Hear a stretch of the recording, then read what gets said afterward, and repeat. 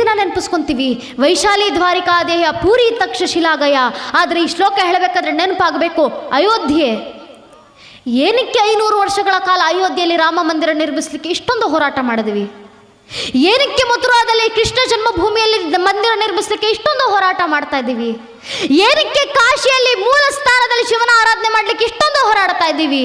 ಏನಕ್ಕೆ ತಕ್ಷಶಿಲಾ ತಕ್ಷಣ ಪಾಕಿಸ್ತಾನದ ಕಡೆ ಕೈ ತೋರಿಸಿ ಪಾಕಿಸ್ತಾನ ಅನ್ನೋ ಬೇರೆ ದೇಶದಲ್ಲಿ ಇವತ್ತು ತಕ್ಷಶಿಲಾ ಇದೆ ಅಂತ ಹೇಳ್ತೀವಿ? ಏನಕ್ಕೆ ಗೊತ್ತೇ? ನಾವು ಆಯ್ಕೆ ಮಾಡ್ಕೊಂಡಂಥ ನಾಯಕರಂತವರಾಗಿದ್ರು. ಅಕಸ್ಮಾತ್ ಅವತ್ತಿನ ಕಾಲದಲ್ಲಿ ಏನಾದರೂ ಸಮಸ್ತ 35 ಕೋಟಿ ಭಾರತೀಯರು ಎದ್ದು ನಿಂತು ನಮಗೆ ಬೇಕಾದಂಥ ಕ್ರಾಂತಿಕಾರಿ ನಾಯಕ ಆದರೆ ಅದು ಸುಭಾಷ್ ಚಂದ್ರ ಬೋಸ್ ಅಂತವರು ನಮಗೆ ದೇಶಕ್ಕೆ ನಾಯಕರಾಗಬೇಕು ಅಂತ ಹೇಳಿದ್ರೆ 500 ವರ್ಷಗಳ ಕಾಲ ನಮ್ಮದೇ ಭೂಮಿನಲ್ಲಿ ನಮ್ಮದೇ ರಾಮ ಮಂದಿರವನ್ನು ನಿರ್ಮಾಣ ಮಾಡಲಿಕ್ಕೆ ಹೋರಾಡುವಂಥ ಅವಶ್ಯಕತೆ ಇರ್ತಾ ಇರಲಿಲ್ಲ. ಏನಕ್ಕೆ ಗೊತ್ತೇ? ನೇತಾಜಿ ಸುಭಾಷ್ ಚಂದ್ರ ಬೋಸ್ ಅಂತ ನಾಯಕರು ನಿಂತು ಹೇಳ್ತಾ ಇದ್ರು, ಮುಸಲ್ಮಾನರಿಗೂ ಜಾಗ ಕೊಡಿ, ಹಿಂದೂಗಳಿಗೂ ಜಾಗ ಕೊಡಿ, ನಿಮ್ಮ ಮಸೀದಿಯಲ್ಲಿ ನೀವು ಪೂಜೆ ಮಾಡಿ, ನಮ್ಮ ಹಿಂದೂಗಳು ಅವರ ದೇವಸ್ಥಾನದ ಪೂಜೆ ಮಾಡ್ತಾರೆ ಅಂತ ಸ್ಪಷ್ಟನೆ ಕೊಟ್ಟೇ ಬಿಡ್ತಾ ಇದ್ರು. ಮಥುರಾದಲ್ಲೂ ಅಷ್ಟೇ, ಹಿಂದೂಗಳ ಜಾಗ ಹಿಂದೂಗಳಿಗೆ ಬಿಟ್ಕೊಡ್ರಪ್ಪ, ನಿಮಗೋಸ್ಕರ ಇನ್ನೊಂದು ಜಾಗ ನಾವೇ ಮಾಡ್ಕೊಡ್ತೀವಿ ಹೃತ್ಪೂರ್ವಕವಾಗಿ ಅಂತ ಹೇಳಿಕೆ ಕೊಡ್ತಾ ಇದ್ರು. ನಾವಂತ ನಾಯಕರನ್ನ ಆಯ್ಕೆ ಮಾಡ್ಕೊಳ್ಳಿಲ್ಲ. ಮತಪಂಥಗಳ ಹೆಸರಿನಲ್ಲಿ ಈ ವಿಷ ಬೀಜವನ್ನು ಬಿತ್ತಿ ನಮ್ಮನ್ನೇ ತುಂಡರಿಸಿ ವೋಟ್ ಬ್ಯಾಂಕ್ ಅನ್ನು ಪಡೆದು ದೇಶವನ್ನು ಆಡ್ಲಿಕ್ಕೆ ಕೂತಂತ ಆಗಿನ ಸೋಕಾಲ್ಡ್ ನಾಯಕರನ್ನ ಆಯ್ಕೆ ಮಾಡ್ಕೊಂಡ್ವಿ. ನಮ್ಮ ದೌರ್ಭಾಗ್ಯ. ಇನ್ನು ಮುಂದೆನಾದರೂ ಇದನ್ನು ಮೀರಿ ಬೆಳಿಬೇಕು. ಸುಭಾಷ್ ಚಂದ್ರ ಬೋಸರು ಬಹಳ ಸ್ಪಷ್ಟವಾಗಿ ಹೇಳಿದರು, ಬ್ರಿಟಿಷರದ್ದು ಒಂದೇ ಒಂದು ತಂತ್ರ, ಅದು ಡಿವೈಡ್ ಆ್ಯಂಡ್ ರೂಲ್, ವಿಭಜಿಸಿ ಆಳೋದು. ನಮ್ಮನ್ನು ವಿಭಜನೆ ಮಾಡ್ತಾರೆ, ಧರ್ಮದ ಹೆಸರಲ್ಲಿ ವಿಭಜನೆ ಮಾಡ್ತಾರೆ, ಮತಪಂಥದ ಹೆಸರಲ್ಲಿ ವಿಭಜನೆ ಮಾಡ್ತಾರೆ, ಜಾತಿಗಳ ಹೆಸರಲ್ಲಿ ವಿಭಜನೆ ಮಾಡ್ತಾರೆ, ವಿಭಜನೆ ಮಾಡಿ ಮಾಡಿ ಆಳ್ತಾರೆ. ಇದಕ್ಕೆ ಅವಕಾಶ ಮಾಡಿಕೊಡುವಾಗಿಲ್ಲ. ನಾವು ಎಲ್ಲರನ್ನು ಒಗ್ಗೂಡಿಸ್ಕೊಂಡು ದೇಶ ಕಟ್ಟಿ.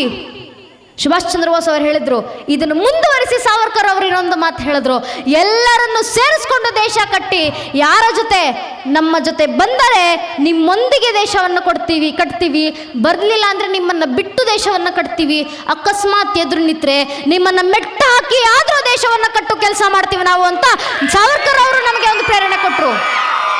ಆ ಪ್ರೇರಣೆ ನೆನಪಿಟ್ಕೊಳ್ಬೇಕು. ಆ ಪ್ರೇರಣೆ ನೆನಪಿನಲ್ಲಿ ಇಟ್ಕೊಂಡು ಪ್ರತಿಯೊಬ್ಬರೂ ರಾಷ್ಟ್ರಕ್ಕೆ ಕೆಲಸ ಮಾಡಬೇಕು. ನಾವು ಯಾವಾಗಲೂ ಹೇಳ್ತೀವಲ್ಲ, ಇದು ಹಿಂದೂಸ್ಥಾನ.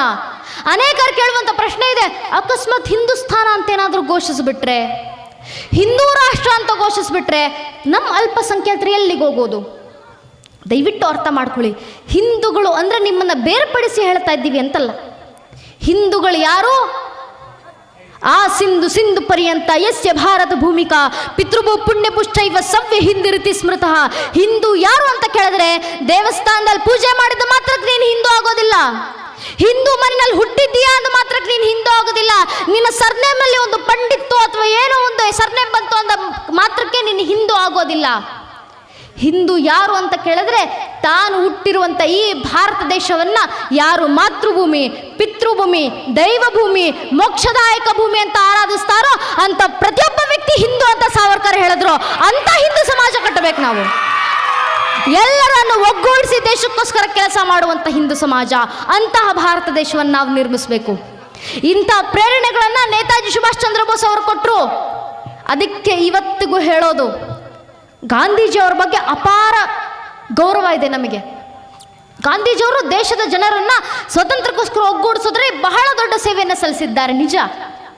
ಅದಕ್ಕೆ ಅವರನ್ನ ಫಾದರ್ ಆಫ್ ದ ನೇಷನ್ ಅಂತ ಕೂಡ ಕರಿತೀವಿ. ಆದರೆ ಈಗಿನ ಯುವತಿಯರು ಸ್ಪಷ್ಟವಾಗಿ ಇವತ್ತಿನ ದಿನ ಅರ್ಥ ಮಾಡ್ಕೊಳ್ಬೇಕಾಗಿದೆ. ಇವತ್ತಿನ ದಿನ ಜಗತ್ತಿನ ಮುಂದೆ ಘಂಟಾಘೋಷವಾಗಿ ಸಾರಿ ಹೇಳಬೇಕಾಗಿದೆ.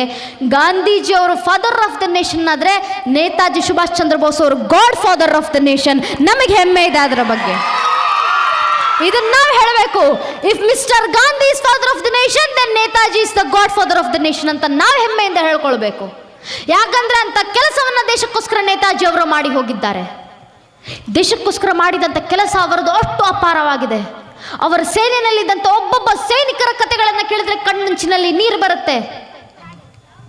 ನಮ್ಮ ಹೆಣ್ಣು ಮಕ್ಕಳು, ಇಲ್ಲಿರುವಂಥ ಎಲ್ಲ ಹೆಣ್ಣು ಮಕ್ಕಳಿಗೂ ಒಂದೇ ಒಂದು ಬೇಡಿಕೆ, ಮನೆಯಲ್ಲಿರುವಂಥ ಪ್ರತಿಯೊಬ್ಬ ವ್ಯಕ್ತಿಗಳಿಗೂ ಸಹ ದಯವಿಟ್ಟು ನಿಮ್ಮ ಹೆಣ್ಣು ಮಕ್ಕಳನ್ನು ರಾಷ್ಟ್ರಭಕ್ತರನ್ನಾಗಿಸಿ. ಹೆಣ್ಣು ಮಕ್ಕಳು ಕೇವಲ ಅಡುಗೆ ಮನೆಗೆ ಸೀಮಿತ. ಒಬ್ಬ ಹೆಣ್ಮಗು ಎಷ್ಟೇ ಆದ್ರೂ ಮದುವೆ ಗಂಡನ ಮನೆಗೆ ಹೋಗೋದಲ್ಲ. ಹೆಣ್ಮಗಳು ಏನು ಮಹಾ ಮಾಡ್ತಾಳೆ ದಯವಿಟ್ಟು ಆ ನಂಬಿಕೆಯಲ್ಲಿ ಇರಬೇಡಿ. ಹೆಣ್ಣು ಮಕ್ಕಳಲ್ಲಿರುವಂಥ ಸಾಮರ್ಥ್ಯ ಎಂಥದ್ದು? ಸ್ವತಃ ಸ್ವಾಮಿ ವಿವೇಕಾನಂದ ಹೇಳಿದ್ರು, ಯಾವತ್ತಿನ ದಿನ ಅಡುಗೆ ಮನೆಯಲ್ಲಿರುವಂಥ ನಮ್ಮ ಭಾರತದ ಹೆಣ್ಣು ಮಕ್ಕಳು ತಮ್ಮ ಅಡುಗೆ ಮನೆಯನ್ನ ದಾಟಿ, ಮನೆ ಹೊಸಲನ್ನ ದಾಟಿ, ಕೈಯಲ್ಲೊಂದು ದೇಶದ ಧ್ವಜವನ್ನು ಇಟ್ಕೊಂಡು ದೇಶಕ್ಕೋಸ್ಕರ ಕೆಲಸ ಮಾಡಲಿಕ್ಕೆ ಅಂತ ಸಿದ್ಧರಾಗ್ತಾರೋ ಅವತ್ತಿನ ದಿನ ಭಾರತ ಮಾತೆ ಮೈಕೊಡವಿ ದುರ್ಗೆ ಅಂತ ಜಗತ್ತಿನ ಮುಂದೆ ಎದ್ದು ನಿಂತ್ಕೊಂತಾಳೆ ಅಂತ ಸ್ವಾಮಿ ವಿವೇಕಾನಂದ ಹೇಳಿದ್ರು. ನಮ್ಮ ಹೆಣ್ಣು ಮಕ್ಕಳಲ್ಲಿರುವಂಥ ಸಾಮರ್ಥ್ಯ, ಈ ಸಾಮರ್ಥ್ಯವನ್ನು ಗುರುತಿಸಿಯೇ ಸುಭಾಷ್ ಚಂದ್ರ ಬೋಸ್ ಅವರು ಸ್ವತಃ ನಿಂತ್ಕೊಂಡು ಝಾನ್ಸಿ ರೆಜಿಮೆಂಟ್ ಅಂತ ಹೆಣ್ಣು ಮಕ್ಕಳಿಗೊಂದು ಸೇನೆಯನ್ನು ನಿರ್ಮಾಣ ಮಾಡಿದ್ರು. ಝಾನ್ಸಿ ರೆಜಿಮೆಂಟ್ನ ಒಬ್ಬ ಸೈನಿಕಳು ಹೆಣ್ಣು ಮಗಳು ನೀರ ಆರ್ಯ ಅಂತ ಅವರ ಹೆಸರು. ಈ ಹೆಸರು ನೆನಪಿನಲ್ಲಿರಲಿ. ನೀರ ಆರ್ಯ ಎಂಬ ಹೆಣ್ಣು ಮಗಳು ಎಂಥ ದೇಶಪ್ರೇಮ ಹೆಣ್ಣು ಮಗಳು ಅಂದರೆ, ಹುಟ್ಟಿದು ಶ್ರೀಮಂತ ಮನೆತನದಲ್ಲಿ. ಅವರ ತಂದೆ ಕೋಲ್ಕತ್ತಾದ ಪ್ರಖ್ಯಾತ ಬಿಸ್ನೆಸ್ ಮ್ಯಾನ್. ಅಂತ ಶ್ರೀಮಂತ ಮನೆತನದಲ್ಲಿ ಹುಟ್ಟಿದಂಥ ಹೆಣ್ಣು ಮಗಳು ಒಂದು ದಿನ ನಿರ್ಧಾರ ಮಾಡ್ತಾರೆ, ನನಗೆ ನನ್ನ ತಂದೆ ಕೊಡುವಂಥ ಆಸ್ತಿ ಬೇಕಾಗಿಲ್ಲ, ನನಗೆ ನನ್ನ ಮನೆಯ ಹಣ ಬೇಕಾಗಿಲ್ಲ, ನಾನು ದೇಶಕ್ಕೋಸ್ಕರ ಕೆಲಸ ಮಾಡ್ತೀನಿ. ಆದರೆ ಅವ್ರ ತಂದೆ ಒಪ್ಪಲಿಲ್ಲ. ಎಷ್ಟೇ ಆದರೂ ಶ್ರೀಮಂತ ಮನೆತನದವರಲ್ಲ.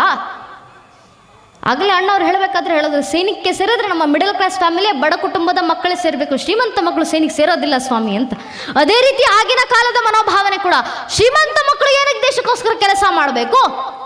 ನನ್ನ ಮಗಳಿಗೆ ಚೆನ್ನಾಗಿ ಆಸ್ತಿ ಮಾಡಿಕ್ಕಿದ್ದೀನಿ, ನನ್ನ ಮಗಳು ಚೆನ್ನಾಗಿ ಓದ್ಕೊಂಡು ಗಂಡ ಮನೆಗೆ ಮದುವೆ ಆಗಿ ಹೋಗಿ ಕೂಡಿಟ್ಟಿರುವ ಆಸ್ತಿಯನ್ನೆಲ್ಲ ಅನುಭವಿಸ್ಲಿ, ಇನ್ನೇನು ಬೇಕು ಜೀವನದಲ್ಲಿ ಅಂತ ಅವರ ತಂದೆಗೆ ಆಲೋಚನೆ. ಯಾವತ್ತಿನ ದಿನ ತನ್ನ ಮಗಳು ಎಲ್ಲ ಆಸ್ತಿಯನ್ನು ಬಿಟ್ಟು ನಾನು ದೇಶಕ್ಕೋಸ್ಕರ ಕೆಲಸ ಮಾಡ್ತೀನಿ ಅಂತ ಹೋಗ್ತಾ ಇದ್ದಾಳೆ ಅಂತ ಅವರ ತಂದೆಗೆ ಗೋಚರ ಆಗ್ತೋ ಅವತ್ತಿನ ದಿನವೇ ಮಗಳ ಮದುವೆಗೆ ತಯಾರಿ ಮಾಡಿದ್ರು. ಮಗಳ ಮದುವೆಯನ್ನು ಮಾಡಿಸಿದ್ರು. ನೀರ ಆರೆ ಎಂಬ ಈ ಹೆಣ್ಣು ಮಗಳ ಮದುವೆ ಆಯಿತು. ಮದುವೆ ಮಾಡಿಸಿಕೊಟ್ಟಿದ್ದು ಯಾರಿಗೆ ಅಂದರೆ, ಬ್ರಿಟಿಷ್ ಸರ್ಕಾರದಲ್ಲಿ ಗೂಢಾಚಾರಿಯಾಗಿ ಕೆಲಸ ಮಾಡ್ತಾ ಇದ್ದಂಥ ಒಬ್ಬ ಭಾರತೀಯನಿಗೆ ಮದುವೆ ಮಾಡಿಸ್ಕೊಟ್ರು. ಈ ಹೆಣ್ಣು ಮಗಳು ನೀರ ಆರ್ಯ ನೋಡಿದ್ರೆ ಹೃದಯ ತುಂಬಾ ದೇಶ ಪ್ರೇಮ. ಆದರೆ ಮದುವೆಯಾಗಿ ಹೋಗಿದಂಥ ಮನೆಯಲ್ಲಿ ಅವರ ಗಂಡ ಸ್ವತಃ ಅದೇ ಬ್ರಿಟಿಷರ ಕೈ ಕೆಳಗೆ ಗೂಢಾಚಾರಿಯಾಗಿ ಕೆಲಸ ಮಾಡ್ತಾ ಇದ್ದಂಥ ವ್ಯಕ್ತಿ. ಗೂಢಾಚಾರ್ಯ ಕೆಲಸ ಮಾಡ್ತಾ ಇದ್ದಂಥ ಅವರ ಗಂಡನಿಗೆ ಬ್ರಿಟಿಷ್ ಸರ್ಕಾರದಿಂದ ಆದೇಶ ಬರುತ್ತೆ. ಯಾವ ಆದೇಶ? ನಿನಗೊಂದು ಜಾಬ್, ನಿನಗೊಂದು ಕೆಲಸ ಕೊಡ್ತೀವಿ. ಯಾವ ಕೆಲಸ ಅಂತ ಕೇಳಿದ್ರೆ, ನೇತಾಜಿ ಸುಭಾಷ್ ಚಂದ್ರ ಬೋಸ್ ಅವರ ಮೇಲೆ ಕಣ್ಣಿಕ್ಕಿರಬೇಕು. ನಾವು ಆದೇಶ ಕೊಟ್ಟಿದ್ದ ದಿನ ನೇತಾಜಿ ಸುಭಾಷ್ ಚಂದ್ರ ಬೋಸ್ ಅವರ ಹತ್ಯೆ ಮಾಡಬೇಕು. ಅವರು ಕೊಟ್ಟಂತ ಆದೇಶ. ಈ ಆದೇಶವನ್ನು ಪಾಲಿಸ್ತಾ ಪ್ರತಿದಿನ ಸುಭಾಷ್ ಚಂದ್ರ ಬೋಸ್ ಅವರ ಮೇಲೆ ಇವರ ಗಂಡ ಕಣ್ಣಿಕ್ಕಿರ್ತಾ ಇದ್ರಂತೆ. ಒಂದು ದಿನ ಮೇಲಿಂದ ಆದೇಶ ಬಂತು, ನೇತಾಜಿ ಸುಭಾಷ್ ಚಂದ್ರ ಬೋಸ್ ಅವರ ಹತ್ಯೆ ಮಾಡು ಅಂತ. ಅವತ್ತಿನ ದಿನ ಈ ವ್ಯಕ್ತಿ ನೀರ ಆರ್ಯ ಅವರ ಪತಿ ಕೈಯಲ್ಲಿ ಪಿಸ್ತೂಲನ್ನು ಹಿಡಿದು ಗುರಿ ಇಟ್ಟು ಗುಂಡನ್ನು ಹಾರಿಸಿದ್ರು. ಆದರೆ ಭಗವಂತನ ದಯೆ ಏನು, ಆ ಗುಂಡು ಸುಭಾಷ್ ಚಂದ್ರ ಬೋಸ್ ಅವರಿಗೆ ಬೀಳಲಿಲ್ಲ. ಆ ಗುಂಡೋಗಿ ಸುಭಾಷ್ ಚಂದ್ರ ಬೋಸ್ ಅವರ ಡ್ರೈವರ್ಗೆ ಬಿತ್ತು. ಅವರ ವಾಹನದ ಚಾಲಕರು ತೀರ್ಕೊಂಡ್ರು, ಸುಭಾಷ್ ಚಂದ್ರ ಬೋಸ್ ಅವರು ಉಳ್ಕೊಂಡ್ರು. ಗುಂಡಾರಿಸಿದ್ದು ಯಾರು ಅಂತ ಹೆಕ್ಕಿ ತೆಗಿಬೇಕಾದ್ರೆ ಗೊತ್ತಾಗುತ್ತೆ. ಈ ರೀತಿ ತಮ್ಮದೇ ಸೇನೆಯಲ್ಲಿರುವಂಥ ನೀರ ಆರ್ಯ ಎಂಬ ಹೆಣ್ಣು ಮಗಳ ಪತಿ ಅವರ ಮೇಲೆ ಗುಂಡಾರಿಸಿದ್ದು ಅಂತ. ತಕ್ಷಣ ನೀರ ಆರ್ಯ ಈ ಹೆಣ್ಣು ಮಗಳಿಗೆ ಈ ವಿಷಯ ತಿಳಿದ ತಕ್ಷಣ ವಾಪಸ್ ಮನೆಗೆ ಹೋದ್ರಂತೆ. ಮನೆ ಹೋಗಿ ಅವರ ಗಂಡನನ್ನು ನೋಡ್ತಾರೆ. ಯಾರು ಈ ದೇಶಕ್ಕೋಸ್ಕರ ಇಡೀ ಜೀವನವನ್ನು ಸಮರ್ಪಿಸಿದ್ದಾರೋ ಅಂತ ನೇತಾಜಿಯ ಮೇಲೆ ಗುಂಡೇರಿಸಿದಂಥ ಈ ವ್ಯಕ್ತಿಗೆ ಬದುಕುವ ಯಾವ ಅರ್ಹತೆ ಇಲ್ಲ ಅಂತ ಹೇಳಿ ಸ್ವತಃ ನೀರ ಆರ್ಯ ಈ ಹೆಣ್ಣು ಮಗಳು ಯುವತಿ ಕೈಯಲ್ಲೊಂದು ಚಾಕುವನ್ನು ಹಿಡಿದು ನಿಂತು ತನ್ನ ಸ್ವತಃ ಗಂಡನನ್ನೇ ಕೊಂದಲಂತೆ. ಏನಕ್ಕೆ? ದೇಶಕ್ಕೋಸ್ಕರ. ಆ ಹೆಣ್ಣು ಮಗಳಿಂದ ರಾಷ್ಟ್ರ ಪ್ರೇಮ. ಗಂಡನನ್ನೇ ಕೊಂದ್ರು. ಅಲ್ಲಿಗೆ ನಿಲ್ಲಿಲ್ಲ ಅವರ ಹೋರಾಟ. ಬ್ರಿಟಿಷರು ಈ ಹೆಣ್ಣು ಮಗಳನ್ನು ಬಂಧಿಸಿದ್ರು, ಕಾಲಾಪಾನಿ ಜೈಲಿಗೆ ಕಟ್ಟಿದ್ರು. ಎಷ್ಟು ವರ್ಷದ ಕಾಲಾಪಾನಿಯ ಶಿಕ್ಷೆ? ಇಡೀ ಜೀವನ ಪರ್ಯಂತ ಕಾಲಾಪಾನಿನಲ್ಲಿ ಜೀವನ ಕಳಿಬೇಕು. ಶಿಕ್ಷೆ ವಿಧಿಸಿದ ನಂತರ ಕಾಲಾಪಾನಿಗೆ ಹೋದರು. ಕಾಲಾಪಾನಿನಲ್ಲಿ ಒಂದಿಷ್ಟು ವರ್ಷಗಳ ನಂತರ ಒಬ್ಬ ಬ್ರಿಟಿಷ್ ಅಧಿಕಾರಿ ಅವ್ರ ಮುಂದೆ ಬಂದ್ರಂತೆ. ನೀರ ಆರ್ಯ ಈ ಹೆಣ್ಣು ಮಗಳ ಮುಂದೆ, ಈ ಯುವತಿಯ ಮುಂದೆ ನಿಂತ್ಕೊಂಡು ಕೇಳ್ತಾರೆ, ನೇತಾಜಿ ಸುಭಾಷ್ ಚಂದ್ರ ಬೋಸ್ ಅವರ ಇಂಡಿಯನ್ ನ್ಯಾಷನಲ್ ಆರ್ಮಿನಲ್ಲಿ ಸೈನಿಕಳಾಗಿದ್ದವಳು ನೀನು, ಅವರ ಝಾನ್ಸಿ ರೆಜಿಮೆಂಟ್ನಲ್ಲಿ ಸೈನಿಕಳಾಗಿ ಕೆಲಸ ಮಾಡ್ತಾ ಇದ್ದವಳು. ಅವರು ಎಲ್ಲಿ ಓಡಾಡ್ತಾರೆ, ಎಲ್ಲಿ ಹೋಗ್ತಾರೆ, ಯಾರ ಜೊತೆ ನಡೀತಾರೆ, ಎಲ್ಲ ವಿಷಯ ನಿಂಗೆ ಗೊತ್ತಿರುತ್ತಲ್ಲ. ನೇತಾಜಿ ಅವರು ಈ ಕ್ಷಣ ಎಲ್ಲಿದ್ದಾರೆ ಅಂತ ನಮಗೆ ಮಾಹಿತಿ ಹೇಳು, ನಿನ್ನನ್ನು ಇವತ್ತೇ ಬಂಧನದಿಂದ ಮುಕ್ತಗೊಳಿಸಿ ನಿನ್ನನ್ನು ವಾಪಸ್ ಮನೆಗೆ ಕಳಿಸ್ಕೊಡ್ತೀವಿ ಅಂತ ಹೇಳಿದ್ರು. ಆ ಹೆಣ್ಣು ಮಗಳು ಮಾಡಬೇಕಾಗಿದ್ದು ಒಂದೇ ಒಂದು ಕೆಲಸ, ನೇತಾಜಿ ಸುಭಾಷ್ ಚಂದ್ರ ಬೋಸರು ಎಲ್ಲಿ ಕೂತಿದ್ದಾರೆ, ಎಲ್ಲಿ ಈಗ ವಾಸವಿದ್ದಾರೆ ಅನ್ನೋ ಒಂದು ಮಾಹಿತಿ ಕೊಟ್ಟಿದ್ರೆ ಇಡೀ ಕಾಲಾಪಾನಿ ಶಿಕ್ಷೆಯಿಂದ ಮುಕ್ತರಾಗ್ತಾ ಇದ್ರು ಆ ಹೆಣ್ಣು ಮಗಳು. ಉತ್ತರ Please subscribe, like, and share.